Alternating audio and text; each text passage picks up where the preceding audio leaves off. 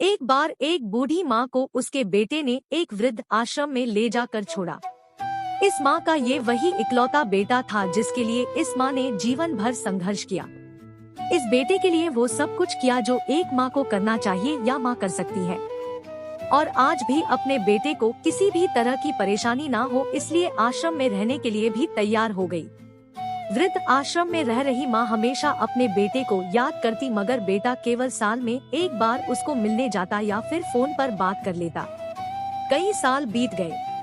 वृद्ध आश्रम से बेटे को एक दिन फोन आया। उन्होंने कहा, बेटा जल्दी से आश्रम आके अपनी माँ से मिल लो, वो बहुत सीरियस है।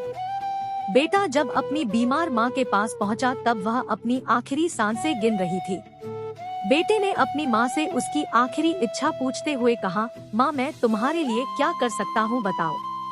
माँ ने कहा, बेटा इस आश्रम में गर्मी और मच्छर बहुत ज्यादा है, यहाँ पर कुछ पंखे लगवा देना।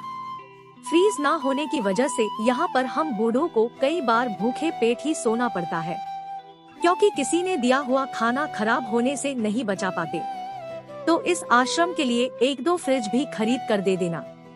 बेटे ने अपनी माँ की सारी बात सुनी और अपनी माँ से पूछा, आपने इतने साल यहाँ पर निकाल दिए पर आपने कभी भी यह बातें मुझसे नहीं कही, और अब जब आपके पास टाइम नहीं बचा है तब आप यह सब कह रही हैं, ऐसा क्यों? माँ ने बेटे को जवाब देते हुए कहा, बेटा मैंने गर्मी, भूख और पीड़ा सहन कर ली, लेकिन मुझे पता है जब तेरे बच्चे तुझे यहाँ पर छोड़कर जाएंगे तब तू यह सब सहन नहीं कर पाएगा, इसीलिए तेरी सुविधा के लिए मैं तुझे यह सब लगाने के लिए कह रही हूँ। दोस्तों, माँ की ये आखिरी लाइनें किसी भी बेटा या बेटी की आंखें खोलने के लिए सक्षम है। इतिहास हमेशा अपने आप को दोहराता है।